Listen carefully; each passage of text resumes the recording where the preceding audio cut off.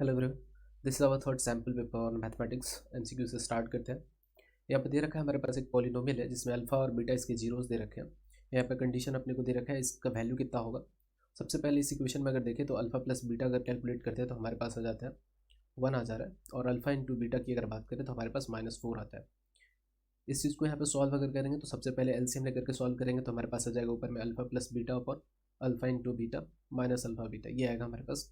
Value put करेंगे तो हमारे पास 1 अपॉन -4 माइनस 4। वैल्यू पुट करेंगे तो 4 -1/4। सॉल्व करेंगे यहाँ पे तो 16 -1/4 दैट मीन्स 15/4 अपन हमारे पास आंसर आएगा। तो ऑप्शन नंबर ए जो होगा इसका करेक्ट आंसर होगा। नेक्स्ट अपने को दे रखा है कि हमारे पास कोई पॉलिनोमियल है, इसका एक zeros 1 zeros of the polynomial is the reciprocal of another. Suppose कर लेते हैं इसका एक जीरोज अल्फा है तो दूसरा जीरोज हमारे पास बीटा है, और दिख रहा है अल्फा जो है हमारे पास अल्फा दे रखा है, और बीटा की अगर बात करें तो ये किसके बराबर है, 1/अल्फा के बराबर है। तो यहाँ पे सम की अगर बात करें हमारे पास पॉलिनोमियल इस तरीके से दे रखा है k² + 4 × x² + 13x + 4k। यहाँ पे अल्फा प्लस बीटा की अगर बात करें, अल्फा इंटू बीटा की अगर बात करेंगे तो हमारे पास 1 आ जाएगा, रेसिप्रोकल दे रखा है। तो अल्फा इंटू बीटा की अगर बात कर लेते हैं तो हमारे पास होता है cy है, that means 4k upon k² + 4, ये हमारा 1 के बराबर होना चाहिए। यहाँ से सॉल्व करेंगे तो हमारे पास इतना आ जाएगा 4k = k² + 4। सॉल्व करेंगे तो k² -4k + 4 जीरो के बराबर है। यहाँ से सॉल्व करेंगे k² -2k + 4, यहाँ से k कॉमन ले सकते हैं तो k -2, यहाँ से -2 कॉमन हो जाएगा k -2। यहाँ से सॉल्व करेंगे तो k -2 ये हमारे पास जीरो के बराबर आ जाएगा, दैट मीन्स k का वैल्यू हमारे पास 2 होगा। ये असर्शन ये सही दे रखा है, k का वैल्यू यहाँ पे 2 होगा। और दूसरा रीज़न दे रखा है कि अगर हमारे पास x minus is a factor of P x, if P alpha, यहाँ पे अल्फा दे रखा है, पी अल्फा = 0। कहने का मतलब है कि अगर x का वैल्यू अगर हमारे पास अल्फा है और उसे कोई इक्वेशन में अगर पुट करेंगे तो हमारे पास जीरो के बराबर हो जाएगा, वो पॉलिनोमियल का वैल्यू जो होगा जीरो हो जाएगा। तो असर्शन भी हमारे पास करेक्ट है और रीज़न भी हमारे पास क्या है, करेक्ट है। बट यहाँ पे जो एक्सप्लेनेशन दिया गया है कि हमारे पास असर्शन का जो एक्सप्लेनेशन दिया गया ये हमारे पास इनकरेक्ट है। तो हमारे पास ऑप्शन नंबर हो जाएगा बी, इसका करेक्ट आंसर हो जाएगा। नेक्स्ट क्वेश्चन यहाँ पे दे रखा है कि इसमें ये जो हमारे पास सिस्टम दे रखा है इसके पास किस तरीके का सॉल्यूशन है। यहाँ पे देखेंगे तो हमारे पास a1/a2 is not equal to b1/b2 अगर होता है तो इस केस में हमारे पास क्या होता है, यूनिक सॉल्यूशन होता है।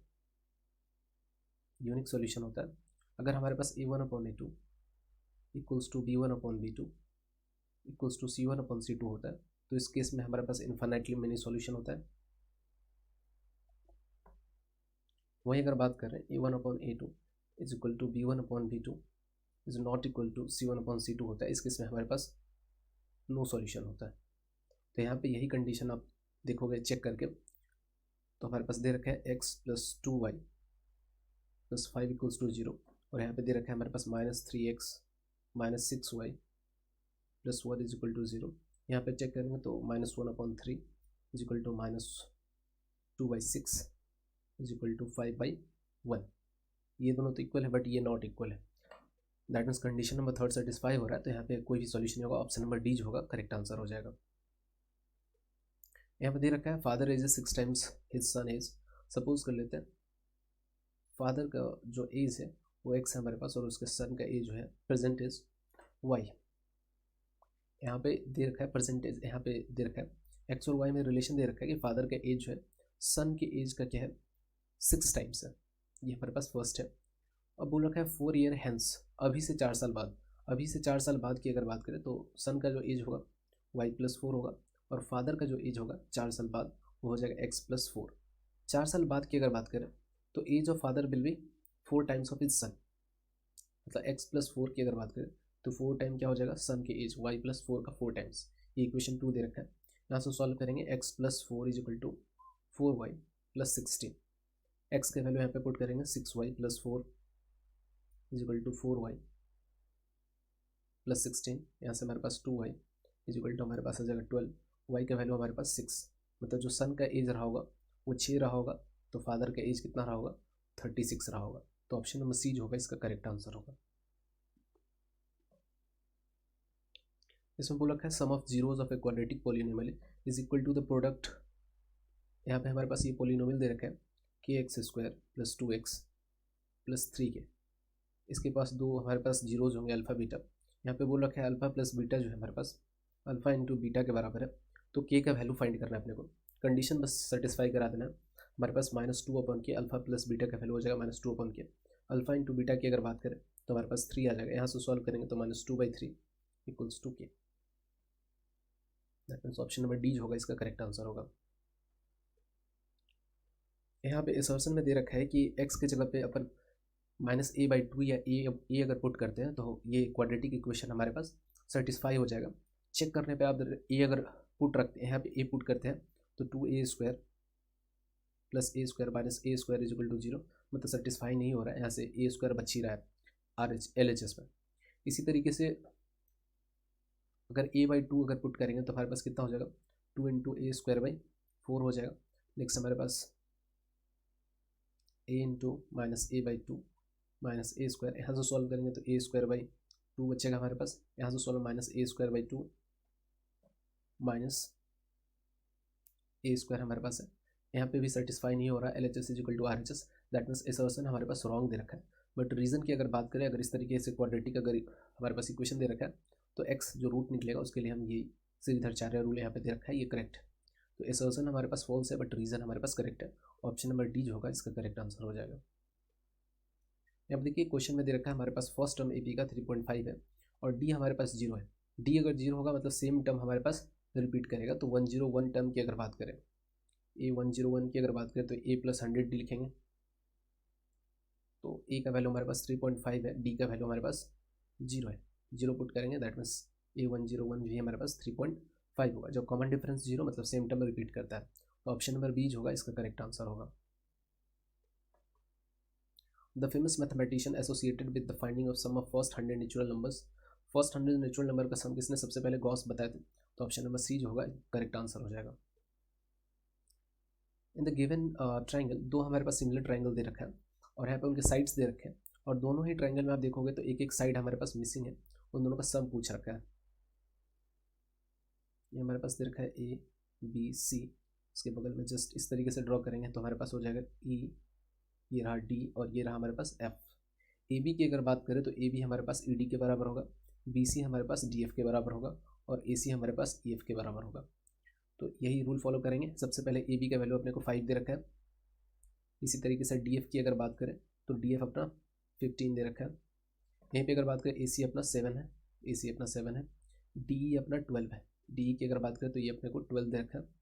बाकी दो साइड हमारे पास मिसिंग है, इसको मैं BC को x मान लेता हूँ, इसको y मान लेता हूँ।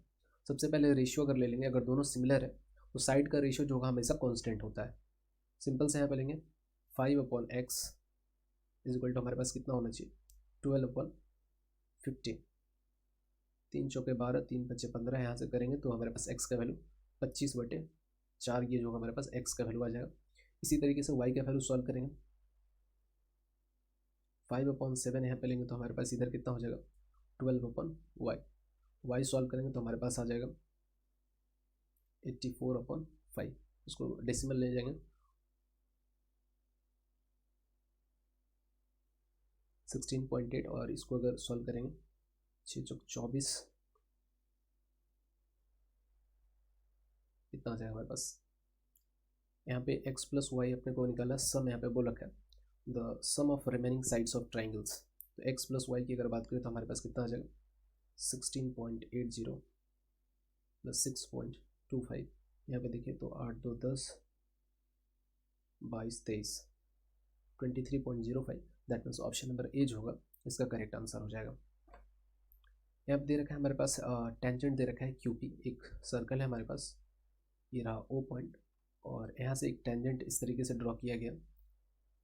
टेंजेंट जो ड्रॉ किया गया हमारे पास किस पॉइंट पे है, तो point at point P, the tangent of circle with centre O at point P, और यहाँ पे मतलब ये वाला जो पॉइंट है वो अपना Q जो है अपना एक्सटर्नल पॉइंट है।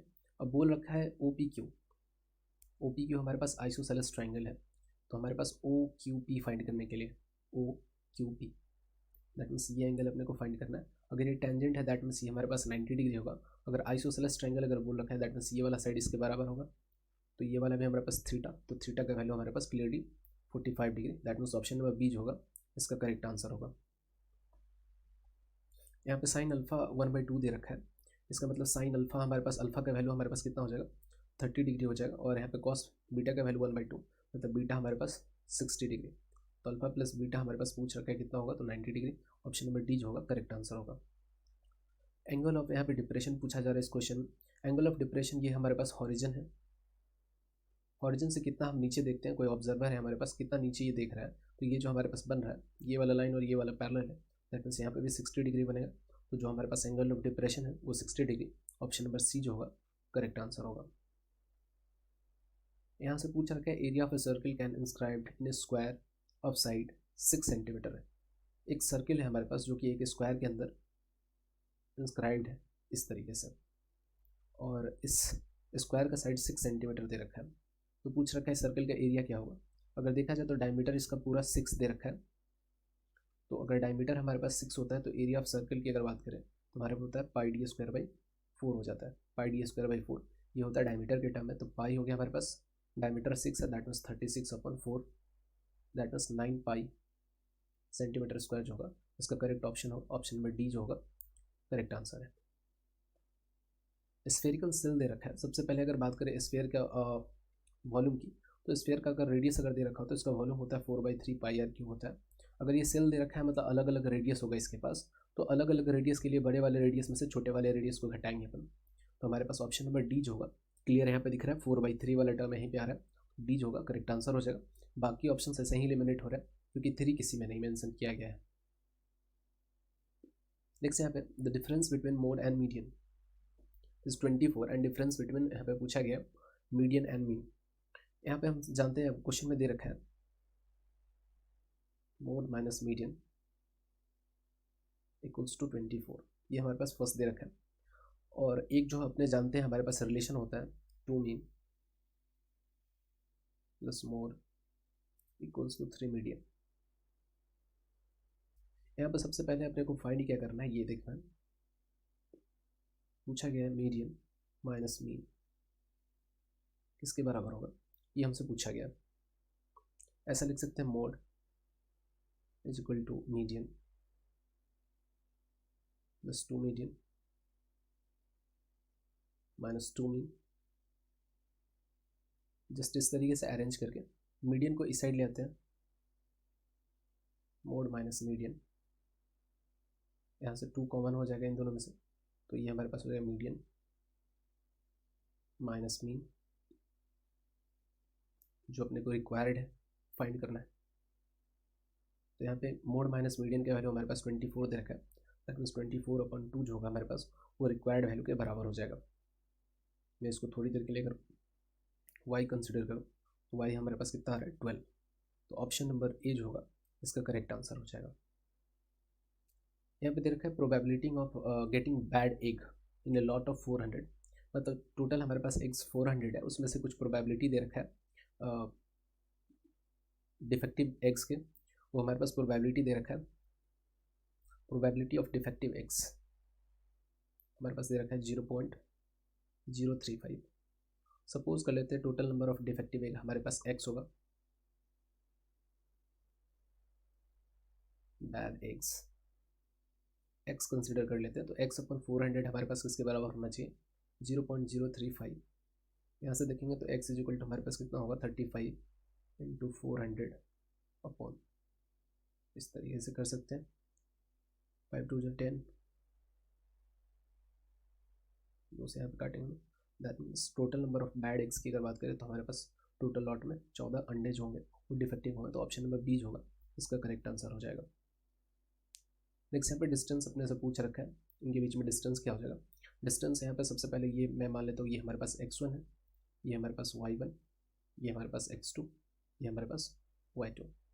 यहाँ से सबसे पहले अगर डिस्टेंस फार्मूला लगाएंगे तो x2 minus x1 that means 0 minus a cos theta minus b sine theta whole square. Next हमारे पास y2 minus y1 that means a sine theta minus b cos theta minus 0 का whole square. यहाँ से solve करेंगे तो हमारे पास minus common हो जाएगा, पॉजिटिव ही रहेगा, माइनस कॉमन ले सकते हैं इस तरीके से, a cos theta plus b sine theta whole square plus हमारे पास हो जाएगा a square sine square theta plus b square cos square theta minus 2ab sine theta into cos theta. Next वाले को भी इस तरीके से सॉल्व करेंगे तो हमारे पास आ जाएगा a square cos square theta plus b square sine square theta plus 2ab sine theta into cos theta plus a square sine square theta plus b square cos square theta minus 2ab sine theta into cos theta. यहाँ पे negative वाला हमारे पास cut जाएगा और दोनों का pair ले लेंगे, ए स्क्वायर वाले को ए स्क्वायर के साथ, बी स्क्वायर वाले को बी स्क्वायर के साथ, तो हमारे पास रूट अंडर बचेगा a square plus b square. That means option number C जो होगा करेक्ट आंसर हो जाएगा। दे रखा है हमारे पास the centre of circle is 3,5 and the end points of diameter are 4, 7 and 2i। यहाँ पे ये इस तरीके से सर्कल है हमारे पास, सेंटर का हमारे पास कोऑर्डिनेट दे रखा है 3, 5 दे रखा है, एक कोऑर्डिनेट अपने को दे रखा है ये 2y, एक दे रखा है अपने को 4, 7। तो यहाँ से उनसे पूछ रखा है y का वैल्यू क्या होगा, तो यहाँ पे सिंपली अगर 7 + y/2 अगर करें तो हमारे पास 5 आना चाहिए। यहाँ से सॉल्व करेंगे 7 + y = 10, y का वैल्यू हमारे पास 3 आ जाएगा। तो ऑप्शन नंबर ए जो होगा करेक्ट आंसर होगा। The point P on the x axis पे पॉइंट P दे रखा है, इक्विडिस्टेंट, दोनों पॉइंट से इक्विडिस्टेंट है। अगर एक्स एक्सिस पे पॉइंट P है इसका मतलब हमारे पास y हमारे पास 0 होगा और a और b जो है हमारे पास दोनों ही इक्वल डिस्टेंस पे। दैट मीन्स यहाँ पे अगर बात करें तो -1,0 और यहाँ पे अपने को दे रखा है 5,0। सिंपल सा कहने का मतलब है AP स्क्वायर की अगर बात करें तो BP स्क्वायर के बराबर ही होगा। यहाँ से देख लेते हैं x -1 दैट मीन्स +1 का whole square plus 0 - 0 equals to हमारे पास कितना होना चाहिए x -5 का होल स्क्वायर प्लस 0 - 0 का होल स्क्वायर। यहाँ से इक्वेट करेंगे तो हमारे पास हो जाएगा x + 1 whole square minus x - 5 का होल स्क्वायर इक्वल्स टू 0। यहाँ से सॉल्व करेंगे x + 1 plus x - 5 into x + 1 minus x + 5 equals to 0। यहाँ से सॉल्व करेंगे x निपट लेगा, यहाँ से सॉल्व करने पास ये हमारे पास बचेगा 2x - 4 इक्वल्स टू 0। यहाँ से x सॉल्व करेंगे तो हमारे पास 2 आ रहा है, x का वैल्यू 2, तो हमारे पास पॉइंट P का कोऑर्डिनेट कितना हो जाएगा 2, 0। दैट मीन्स ऑप्शन नंबर ए। यहाँ पे x और y का वैल्यू बताना। मोस्ट इंटरेस्टिंग पॉइंट आपको याद रख लेना, 1001 की अगर बात करें तो ये मल्टीप्लिकेशन होता है 3 नंबर का, 13, 11 एंड 7, इनका मल्टीप्लिकेशन जो होता है ये हमारा 101 देता है। अब यहाँ पर सिंपल सा आपको इस तरीके से समझना है, 11 में कितना मल्टीप्लाई करें कि हमारे पास 143 आना चाहिए। तो क्लियरली आप देख पाओगे कि यहाँ पे 13 मल्टीप्लाई कर देना चाहिए, y का वैल्यू 13। अब 143 में कितना मल्टीप्लाई कर देना चाहिए कि 1001 आ जाना चाहिए, तो यहाँ पे हमारे पास कितना हो जाएगा 7। तो x का वैल्यू हमसे पूछ रखा है x and y, that mean 7 and 13। Option number A जो होगा करेक्ट आंसर होगा। नेक्स्ट क्वेश्चन में यहाँ पे दे रखा है कि G is the mid point of side PQ और triangle PQR, GH is parallel to QR, prove that H is the mid point of PR। सबसे पहले यहाँ पे देखा जाए तो GH हमारे पास QR के पैरेलल दे रखा है और G हमारे पास मिड पॉइंट दे रखा है। सिंपल सा कहने का मतलब ये हमारे पास अगर x है तो ये वाला भी डिस्टेंस हमारे पास x होगा। GQ की अगर बात करें तो ये वाला डिस्टेंस हमारे को x है। सपोज कर लेते हैं ये एंगल हमारे पास 1 होगा तो ये वाला भी हमारे पास 1 होगा बाय करस्पॉन्डिंग एंगल। ये 2 है तो ये वाला भी एंगल हमारे पास 2 है क्योंकि पैरेलल लाइंस है। और ये हमारे पास P जो है बड़े वाले ट्राइंगल और छोटे वाले ट्राइंगल दोनों में ही कॉमन है। तो इस प्रॉपर्टी से हम लिख सकते हैं, एंगल क्राइटेरिया से हम लिख सकते हैं triangle PQR is similar to triangle PGH। तो यहाँ से हमारे पास रेशियो क्या हो लिख सकते हैं, यहाँ पे अगर सिमिलर है तो यहाँ से हम लिख सकते हैं PG/PQ इक्वल्स टू GH/QR। ये हमारे पास इक्वेशन फर्स्ट है। इसी तरीके से अपन लिख सकते हैं दूसरे साइड से इस तरीके से लिख सकते हैं PH/PR इक्वल्स टू GH/QR। ये हमारे पास इक्वेशन सेकंड है। तो ऊपर दोनों इक्वेशन को देखें तो दोनों इक्वेशन हमारे पास इक्वल होना चाहिए, दैट मीन्स PG/PQ की अगर बात करें तो ये हमारे पास होना चाहिए upon P are. P G upon P Q की अगर बात करें तो पी जी हमारे पास क्या है, पी क्यू का आधा है, मतलब यहाँ पे पी जी की अगर बात करें तो ये हमारे में एक्स मान है, और पी क्यू की अगर बात करें तो हमारे पास 2x है, is equal to P H upon P R. यहाँ से सॉल्व करेंगे तो हमारे पास आ जा रहा है P R equals to 2pH। जैसे ही हमारे पास ये आ रहा है, इसका मतलब हमारे पास H is the mid point, so H is the mid point of P R.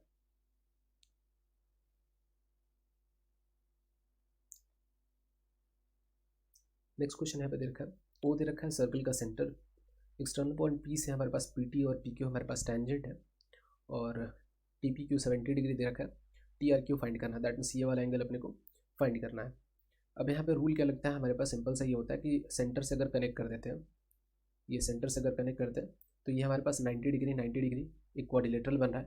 ये अगर हमारे पास थीटा है, सपोज कर लेते हैं यहाँ पे अगर हमारे पास थीटा है तो ये एंगल जो बनेगा 180 डिग्री माइनस थीटा, और यहाँ पे जो रूल होता है ये हाफ एंगल सेंटर पे बनने वाला, ये हाफ हो जाता है angle, that means 90 minus theta by 2 यहाँ पे बनेगा।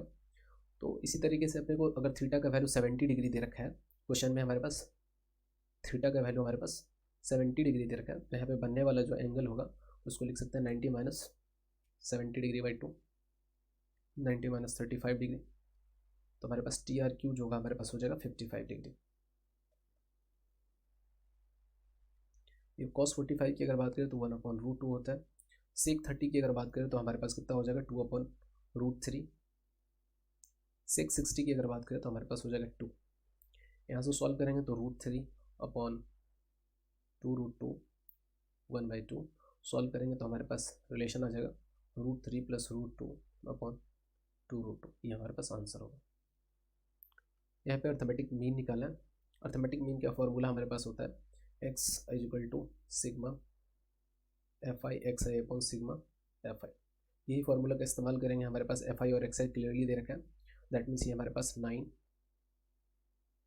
एफ आई एक्स आई की अगर बात करें तो 9 16 40 35 100। यहाँ पे सिग्मा एफ आई की अगर बात करें, सिग्मा एफ आई की 7 8 15 20, हमारे पास कितना रहा है 30 हमारे पास सिग्मा एफ आई आ रहा है, और यहाँ पे कैलकुलेट करेंगे तो ये 25, ये हमारे पास 35 60 60 40 100 100, मतलब यहाँ पे हमारे पास सिग्मा एफ आई एक्स आई की अगर बात करें तो हमारे पास 200 आ रहा है। यहाँ से मीन कैलकुलेट करेंगे तो 200/30, दैट मीन्स 6.66 हमारे पास क्या आ जाएगा, मीन हो जाएगा। अगर बात करें तो अपने बोल रखा है फ्रिक्वेंसी डिस्ट्रीब्यूशन दे रखा है, और बोला जा रहा है calculate the pocket money received by most of the student. यहाँ पे क्लियरली आपको निकालना क्या है, तो मोड निकालना है, मोड निकालना है। सबसे पहले अगर बात करें तो मॉडल क्लास की अगर बात करें तो फ्रिक्वेंसी हमारे पास दे रखा है। मॉडल क्लास की अगर बात करें तो हमारे पास मॉडल क्लास कितना हो जाएगा 80 to 100, ये हमारे पास क्या है, मॉडल क्लास है, मॉडल क्लास। हमारे पास हाइट की अगर बात करें तो लोअर लिमिट हमारे पास 80 दे रखा है। एच की अगर बात करें तो एच हमारे पास 20 दे रखा है। एफ नोट की अगर बात करें तो एफ नोट हमारे पास 12, एफ नोट हमारे पास 12 दे रखा है। एफ वन की अगर बात करें तो हमारे पास कितना हो जाएगा 18, और एफ टू की अगर बात करें तो हमारे पास कितना है 5 दे रखा है। यहाँ से मोड कैलकुलेट करेंगे, मोड का फॉर्मूला होता है L plus F one minus F naught upon 2f1 minus F note minus F two into H. यहाँ से मोड कैलकुलेट करेंगे तो हमारे पास लोअर लिमिट हमारे पास है 80 plus f1 minus F note की अगर बात करें तो 6, हाइट की अगर बात करें तो हमारे पास हाइट जो है 20 है, अपॉन 2f1 36 माइनस 12 माइनस 5, तो हमारे पास एग्जैक्टली हमारे पास आ जाएगा 19।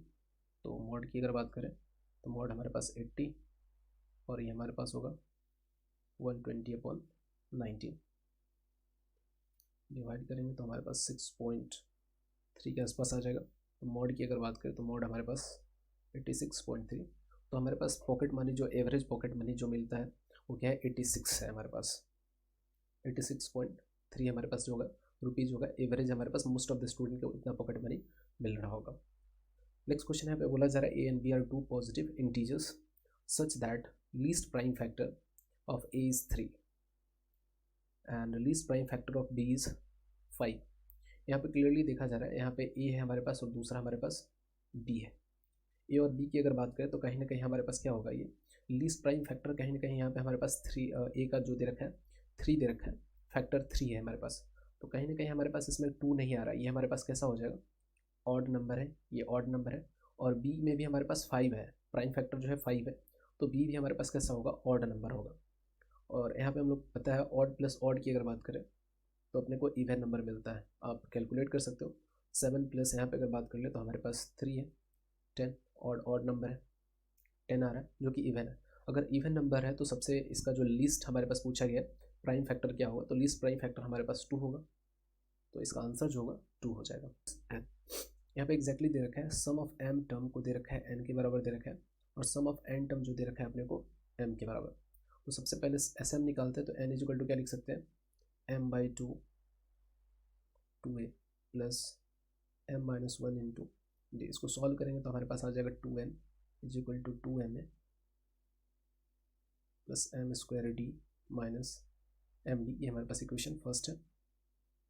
इसी तरीके से m इज इक्वल टू लिखेंगे इक्वेशन सेकंड, एस एन अगर लिखेंगे तो हमारे पास आ जाएगा n बाई 2 a plus N minus 1 into D. इसको सॉल्व करेंगे तो हमारे पास 2m is equal to 2na plus M square D minus N D. ये हमारे पास इक्वेशन सेकंड। इक्वेशन फर्स्ट में से अगर सेकंड को अगर सब्ट्रैक्ट कर लिया जाए तो हमारे पास कितना बच जाएगा, 2n minus 2m equals to 2ma minus 2na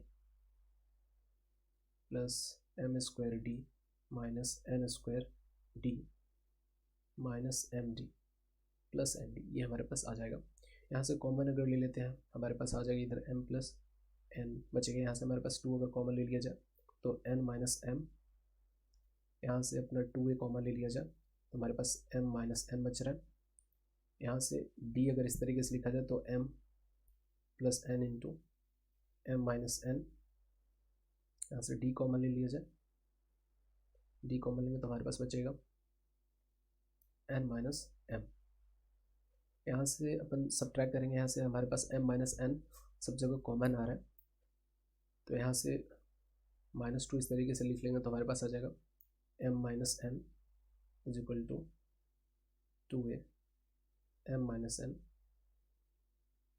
D into M plus N into M minus N minus D into M minus N. यहाँ से फर्दर अपन सॉल्व करेंगे, फर्दर यहाँ से सॉल्व करेंगे, m माइनस एन दोनों तरफ से कॉमन ले लेंगे तो हमारे पास बचेगा 2 is equal to 2a plus D M plus N minus D. यहाँ से सॉल्व करेंगे -2 equals to 2a plus M plus N minus 1 into D. ये बच रहा है हमारे पास इक्वेशन थर्ड आ रहा है। इसी तरीके से यहाँ से कैलकुलेट करेंगे sum of m plus n term, S m plus n term calculate करेंगे तो m प्लस एन बाई 2 होगा upon 2a plus m plus N minus 1 into d. तो यहाँ से इस टर्म को रिप्लेस करेंगे इतने से -2 से, तो एस m प्लस एन की अगर बात करें तो हमारे पास m प्लस एन बाई 2 और यहाँ पे हमारे पास -2 आएगा, तो एस m प्लस एन की अगर बात करें तो माइनस m प्लस एन के बराबर। ये हमारे पास प्रूफ हो चुका है।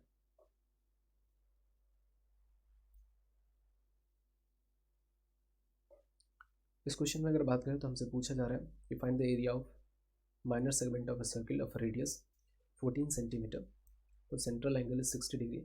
Also find the area of corresponding major segment. ये हमारे पास सर्किल है, ये हमारे पास 60 डिग्री जो है ये हमारे पास माइनर सेगमेंट है, माइनर सेगमेंट में 60 डिग्री बन रहा है, रेडियस अपने को 14 दे रखा है। सबसे पहले टोटल एरिया कैलकुलेट कर लेते हैं। टोटल एरिया ऑफ सर्किल हमारे पास पाई आर स्क्वायर होगा। इस सेक्टर के एरिया की अगर बात करें तो हमारे पास होगा pi are square 60 degree upon 360 degree, that means pi are square by 6।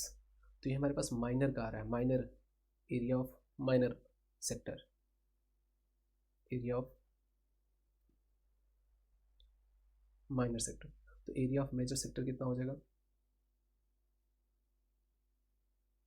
Area of major sector की अगर बात करें तो pi are square minus area of minor sector, pi are square by 6, that means 5 pi are square by 6। अब यहाँ से पाई are square 6 की अगर बात करें, टोटल एरिया की अगर बात करें तो हमारे पास 22/7 इंटू 196 करने पे हमारे पास टोटल आता है 616 सेंटीमीटर स्क्वायर आता है। नेक्स्ट यहाँ पे अगर एरिया ऑफ माइनर सेक्टर की अगर बात करें तो हमारे पास हो जाएगा 616/6, that means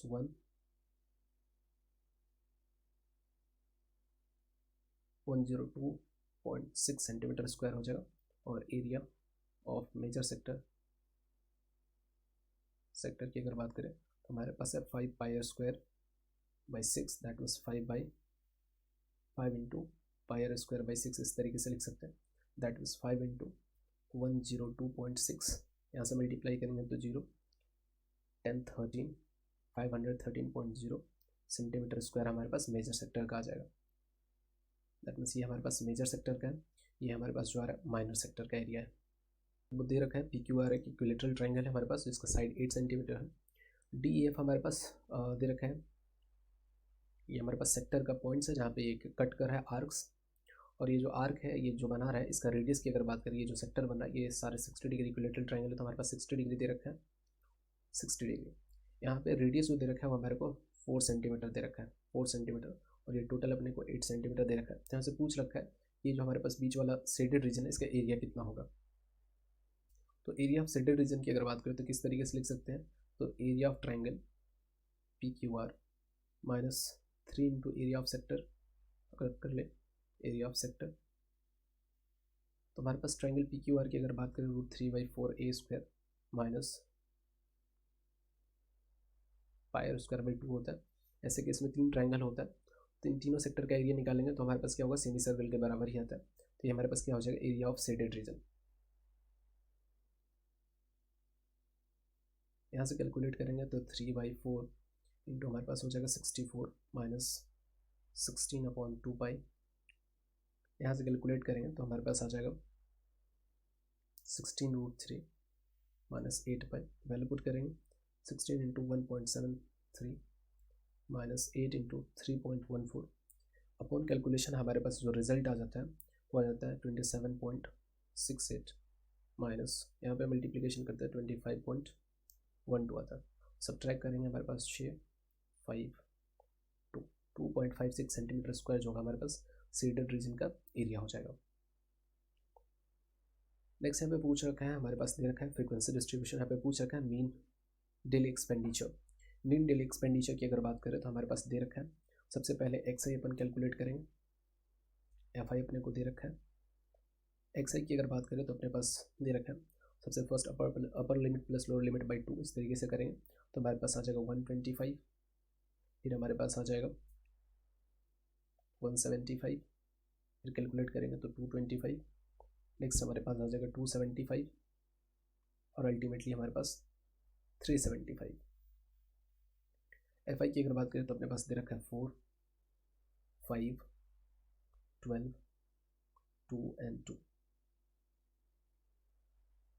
x I F I की अगर बात करें तो मल्टीप्लिकेशन करेंगे तो हमारे पास 125 चौका 500, 175 बच्चे हमारे पास आ जाएगा 875, 225 टोटल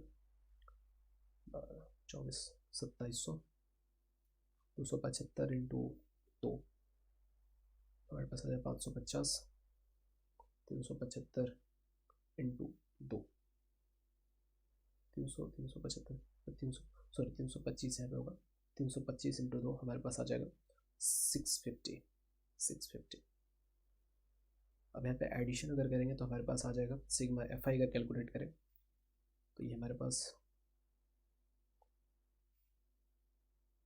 1375, नेक्स्ट हमारे पास होगा 650 और 550, ये हमारे पास 1200 प्लस 2700 3900, 39 अपॉन इन दोनों को ऐड करेंगे हमारे पास 5275 आ जाएगा। मतलब ये हमारे पास आ चुका है सिग्मा एफ आई एक्स आई चुका है। यहीं पे सिग्मा एफ आई की अगर बात करें, सिग्मा एफ आई अगर कैलकुलेट करेंगे तो 9 और 4 13 और 2 15 और 10 हमारे पास 25।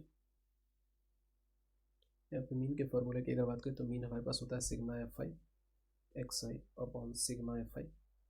यहाँ पे कैलकुलेट करेंगे सिग्मा एफ आई एक्स आई हमारे पास आ चुका है 5275 अपॉन हमारे पास है 25। यहाँ से कैलकुलेट करेंगे तो 5 टाइम्स में हमारे पास 5 1 जाओ 5 0। यहाँ से 5 से अगर कट करेंगे तो 5 2 10 1 1 221 हमारे पास 211 हमारे पास क्या आ जाएगा, मीन आ जाएगा। मीन की अगर बात करें 211 हमारे पास मीन आ जाएगा। नेक्स्ट अपने पास बोल रखा है पॉइंट पी से हम जो है ए और बी हमारे पास इक्वल डिस्टेंस में, तो प्रूव करना है y इक्वल टू 2x होना चाहिए। ये हमारे पास दे रखा है ए 6,2 और पॉइंट बी की अगर बात करें तो -2,6 और ये हमारे पास दे रखा है पी x,y। यहाँ से अगर कैलकुलेट करेंगे दैट मीन्स हमारे पास ए पी स्क्वायर कहने का मतलब हमारे पास बी पी स्क्वायर के बराबर होना चाहिए। दैट मीन्स x -6 का होल स्क्वायर लिख सकते हैं, y -2 का होल स्क्वायर होना चाहिए हमारे पास x +2 का होल स्क्वायर प्लस y -6 का होल स्क्वायर। यहाँ से कैलकुलेट करेंगे तो x square plus 36 -12x plus y square plus 4 -4y equals to x square plus 4 plus 4x plus y square -12y। 36 से 36 x स्क्वायर निपट जाएगा, y स्क्वायर से y square यहाँ पे निपटेगा। हमारे पास बच क्या रहा है -12x -4y, यहाँ से हमारे पास 4 भी है, 4 से 4 निपट जाएगा इक्वल्स टू 4x -12y। यहाँ से देखा जाए तो हमारे पास इधर बचेगा -16x इक्वल्स टू -8y। यहाँ से कट करेंगे तो हमारे पास 2x = y, ये हमारे पास आ चुका है। इस क्वेश्चन में अगर देखा जाए तो आपसे बोल रखा है ए बी हमारे पास मिड पॉइंट है, लाइन पॉइंट ए बी को कनेक्ट करने वाली लाइन का मिड पॉइंट है और ए बी में रिलेशन अपने को ये दे रखा है, तो फाइंड करना है के का वैल्यू। सबसे पहले अगर देखा जाए तो हमारे पास ए और बी पॉइंट दे रखा है इस तरीके से, ए है और ये हमारे पास बी है। पॉइंट ए की अगर बात करें तो कोऑर्डिनेट है 10, -6, बी कोऑर्डिनेट की अगर बात करें तो अपने को दे रखा है KN4। मिड पॉइंट की अगर बात करें सपोज कर लेते हैं हमारे पास ए एंड बी है, ए एंड बी में अगर बात करें रिलेशन हमारे पास क्या आ जाएगा 10 + k/2 की अगर बात करें तो हमारे पास ए के बराबर होगा, इक्वेशन फर्स्ट है हमारे पास। इसी तरीके से -6 + 4/2 की अगर बात करें तो ये हमारे पास बी के बराबर है। यहाँ से सॉल्व करेंगे तो -2/2 = b, दैट मीन्स -1 हमारे पास बी के बराबर आएगा। यहाँ पे इक्वेशन अपने को दे रखा है a - 2b = 18। यहाँ से a अगर कैलकुलेट करेंगे तो हमारे पास आ जाएगा 18 + 2b, तो 18 + 2 × -1 दैट मीन्स हमारे पास 16 आ जाएगा ए का वैल्यू। ए का वैल्यू यहाँ पे पुट करेंगे तो 10 + k/2, k = 2 है हमारे पास, equation first from equation first. यहाँ पास 10 + k = ए का वैल्यू हमारे पास 32, दैट मीन्स के का वैल्यू हमारे पास आ जाएगा 22। नेक्स्ट यहाँ पे क्वेश्चन है एलसीएम और एचसीएफ फाइंड करना है बाय प्राइम फैक्टराइजेशन। 16 का प्राइम फैक्टराइजेशन करेंगे तो 2 × 2 और वहीं पे अगर 36 का अगर करेंगे तो 2 × 2 × 3 × 3 ये प्राइम फैक्टर है। तो यहाँ से आप देखो हाईएस्ट कॉमन फैक्टर की अगर बात करें तो हमारे पास 4 आ रहा है और एलसीएम की अगर बात करें तो हमारे पास आ रहा है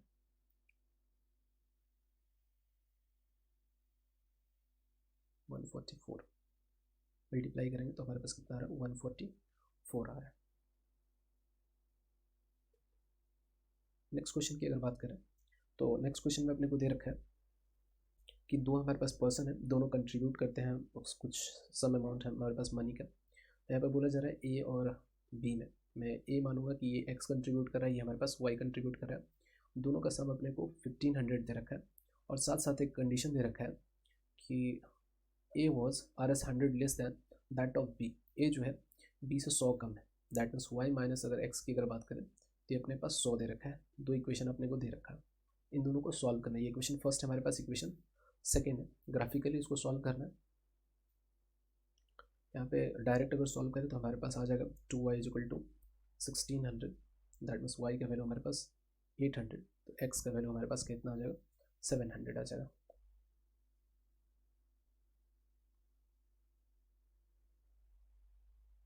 इस तरीके से सर्कल दे रखा है, इसको प्रूव करने की ये पैरेललोग्राम जो आपने दे रखा है, ये पैरेललोग्राम है। सपोज कर लेते हैं यहाँ पे ए बी सी डी दे रखा है और जो मिड पॉइंट है ये हमारे पास यहाँ पे टच कर रहा है, तो पी क्यू आर एस ऐसा होता है मेरे पास। और सिंपल से अगर बात करें तो ये अगर नहीं भी दे तो इतना हम जानते हैं, जब इस तरीके का कंडीशन होता है तो जो अपोजिट साइड का सम होता है वो हमेशा कांस्टेंट होता है, that means A B plus B C की अगर बात करें तो ये हमारे किसके बराबर होगा, A D plus B C के बराबर होगा। तो यहाँ पे लिख सकता हूँ 2ab इक्वल टू लिख सकता हूँ 2bc लिख सकता हूँ, ये हमारे पास ab इक्वल टू कितना आ जाएगा bc के बराबर आ जाएगा। ये हमारे पास या फिर इस तरीके से लिख सकता हूँ 2dc इक्वल टू 2ad, यहाँ से dc हमारे पास ad के बराबर आ जाएगा। यहाँ पे हमारे पास ये साथ साथ हमारे पास इक्वेशन फर्स्ट आ रहा है, इक्वेशन सेकंड आ रहा है, साथ साथ हमारे पास ये भी है, ये भी हमारा bc के बराबर है, साथ साथ यहाँ पे ad की अगर बात करें bc के बराबर है। इक्वेशन थर्ड है हमारे पास और इक्वेशन फोर्थ है।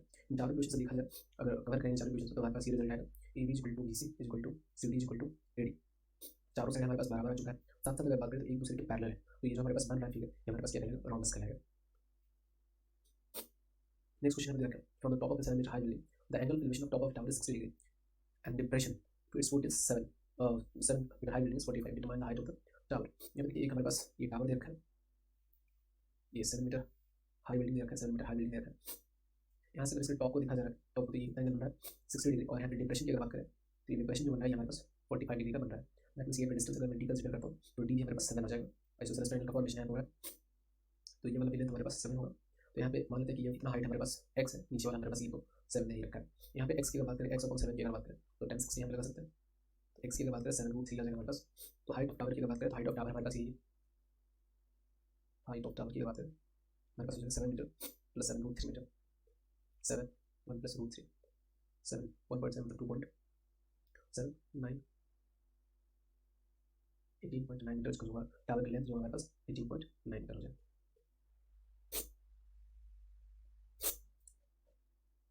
नेक्स्ट क्वेश्चन देखते हैं, vertical tower stands on a horizontal plane surmounted by flagstaff of height 5 meter from a point on the ground. The angle of elevation to the top and bottom of flagstaff is 60 and 30 degrees respectively. Find the height of the tower. Suppose लेते हैं हमारे पास इस तरीके से और flagstaff इस तरीके से हमारे पास flagstaff है। इसके लोअर पॉइंट को देखते हैं तो ये बोला जा रहा है कि ये 30 डिग्री एंगल फॉर्म कर रहा है, और इसके टॉप पोजीशन को अगर देखते हैं, ये टॉप पोजीशन को अगर देखते हैं तो टॉप पोजीशन हमारा 60 डिग्री बना है, और ये flagstaff में जो हमारा flagstaff हाइट देखा है ये 5 मीटर देखा है। यहाँ पे सबसे पहले सपोज कर लेते हैं कि जो हाइट है हमारे पास, ये पूछ रहा है find the height of tower. Height of tower suppose कर लेते हैं कि हमारे पास h है, और ये वाला डिस्टेंस अपन सपोज कर लेते हैं कि हमारे पास x। सबसे पहले यहाँ पे tan 30 लगाएंगे, tan 30 इक्वल टू हमारे पास कितना हो जाएगा h upon x। That means ऐसे सॉल्व करेंगे तो x इक्वल टू हमारे पास आ जाएगा √3h, हमारे पास फर्स्ट इक्वेशन।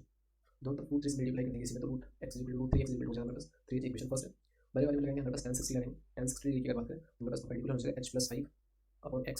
tan 60 की बात करें तो √3 × x equal to h + 5, √3h का वैल्यू हमारे पास 3h के बराबर है, 3h - h इक्वल टू 5। यहाँ से कैलकुलेट करेंगे 2h इक्वल टू 5, यहाँ से कैलकुलेट करेंगे h का वैल्यू हमारे पास 2.5 मीटर आएगा।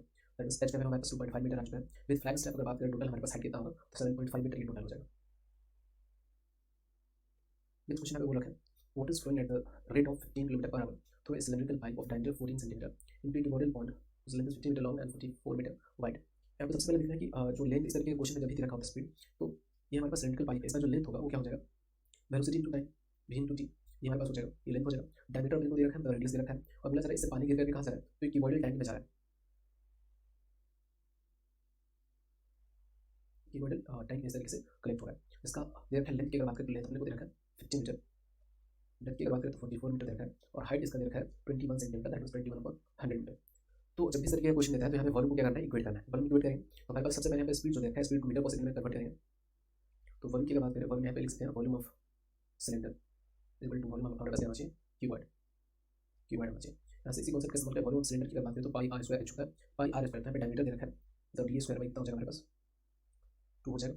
या फिर ऐसा आप रख सकते हो डायरेक्टली अपने पास दे रखा है, अगर 14 इसका डायमीटर दे रखा है तो 7 के फॉर्मेट में रख सकते हैं, पाई r square that means 7/100 into 7/100 pi square. और h की अगर बात करें तो vt, तो वेलोसिटी अपने को मीटर पर सेकंड में लाना है तो 5/18 से मल्टीप्लाई करते हैं, 5/18, और टाइम हमारे पास जो लग रहा है सपोज कर लेते हैं कि टाइम यहाँ पे कुछ लग रहा होगा, इसका वॉल्यूम किसके बराबर हो जाएगा, तो 15 × 44 × 21/100, 100 से 100 हमारे पास कैंसिल आउट हो जाएगा।